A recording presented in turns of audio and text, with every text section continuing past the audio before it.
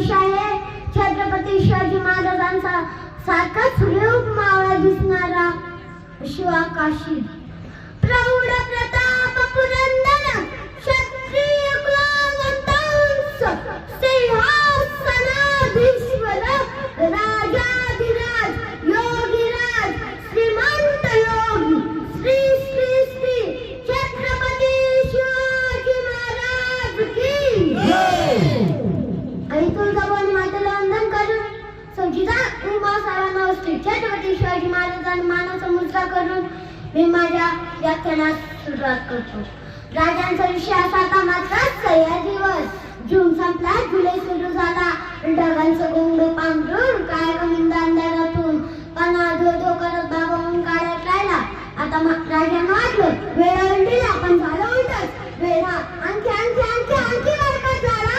आता तर मुंगीलाही जायला जागा नाही आणि सिद्धी जहर पाण्याच्या पायथ्याशी राहू लागला. राजे म्हणाले आता काय करायचं. राजाने आखरी घरी चाल आणि बोलवणं धाडलं. स्वराज्याचे वकील गंगाधर पंतांना लिहिला सबसे शरणागतीचा कलिता क्यों द्या छत्रपती शिवाजी महाराज बिनशर्त शरण येत आहेत बिनशर्त शरण येत आहेत म्हणत. तो कलिता घेऊन गंगाधर पंत पणा उठू लागले आणि सिद्धीजवळच्या छावणीकडे निघाले. जाता जाता सगळ्यांना सांगत निघाले छत्रपती शिवाजी महाराज बिनशर्त शरण येत आहेत बिनशर्त शरण येत आहेत बिनशर्त शरण येत आहेत. तो कलिता गंगाधर पंतांच्या हातातून सिद्धीजवळच्या हातात गेला. सिद्धीजवळने मायना वाजला खुश झाला आणि बोलला आखी गाऊन पाड केलीची. पण सिद्धीजवळला पुन्हा संशय आला. सिद्धीजवळ विचारता झाला ये वकील तू क्या सच कह रहा है. उसे गंगाधर पंत म्हणाले तुम्ही जर जीविताची हमी देत असाल तर राजा आपणास भेटायला तयार आहे. सिद्धीजवळ खुश झाला आणि बोलला क्या नाही आखी गाऊन पाड केलीचे आखी गाऊन पाड केलीचे बताएंगे उसे अलग अलग की मेहरबानी हर जगह शाम नाम आज मना कामयाब हुआ है उम्मत. सगळे वन आनंदाच्या रुंदीत बुडाले. राजाने या गोष्टीचा फायदा घ्यायचा ठरवलं.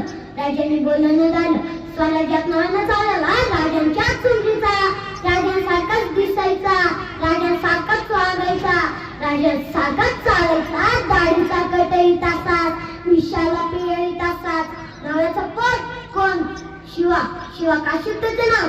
राजांनी लगोलग बोलवणं लागलं शिवाला. शिवा राजांसमोर आला आणि बोलता झाला मुजरा बोलवणं धाडलं.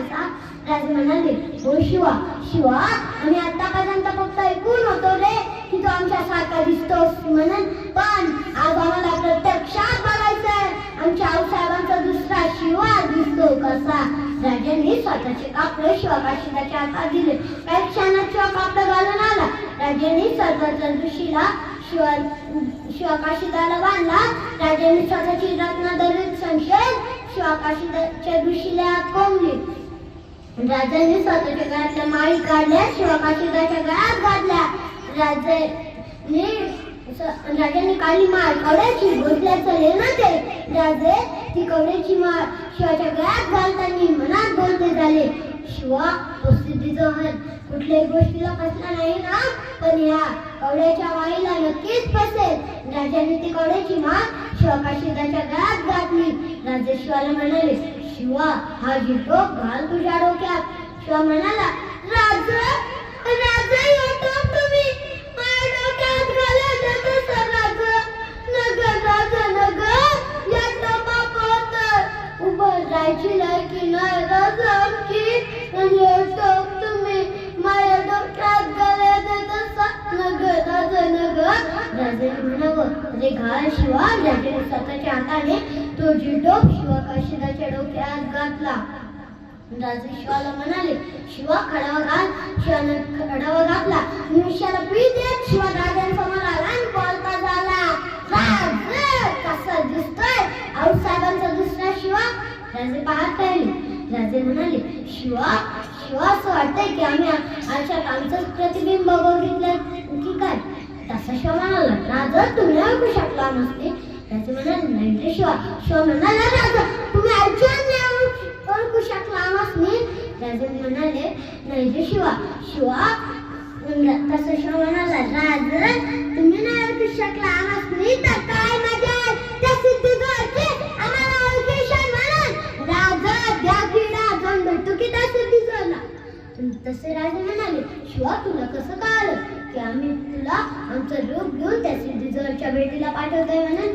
तसे शिवा म्हणाला राज तुमचे खातोय तुमचं पियतोय तुमच्या संग राहतोय तुमच्या काळजाचं ठाव ठोकं काय लागलंच राजा मस्त. राजे म्हणाले शिवा कुठल्या जन्मीचं पुण्य म्हणून तुझ्यासारखे भाऊ आम्हास मिळाले. राजाने शिवाला घट्ट अशी मिठी मारली. राजांच्या डोळ्यातून टप टप अश्रू शिवाच्या खांद्यावर राहिले. शिवाचा खांदा भिजवून जात राहिला. राजे शिवाला म्हणाले शिवा याद राख तू बोलायचं नाही. तू जर बोलायला जाशील ना तर तुझी मावळी भाषा त्यांच्या लक्षात येईल. फक्त इशारे करत राहायचे. आणि बेट ठरला. 12 जुलै 1660 पन्हाळ्यावर होते 6000 नावे. राजांनी निवडले फक्त 600. बाजी प्रभू देशपांडे शमसिंग जाधव फुलाजी प्रभू देशपांडे. मावळ्यातले बाजी बांधल देशमुख. तब्बल 125 दिवसानंतर घराचा दरवाजा काय करत उघडला गेला. स्मशान शांतता. घराने पालखी उचलली. दिंडी दरवाजाजवळ पालखी आली. जप चालू लागले. बाजी प्रभू म्हणाले शकुनी पाली न चुकू नका रे. रान पाखरं न फडफडू नका रे. माझा राजा निघालाय स्वराज्याचा पंचप्राण. विशालगडाच्या दिशेने निघालाय. मावळे धावत होते. धावता वेळ संपत आला. 500 पावलावर आला. सगळे शांत धावता चिखलात माळा बसायचा. रे काट्या कुपट्या माणसाच्या पायाला उडवायच्या. वीज चमकायची पाहतो तर काय सारा चिखल लाल झालेला दिसायचा रे. लाल झालेला दिसायचा. मावळे धावायचे. धावता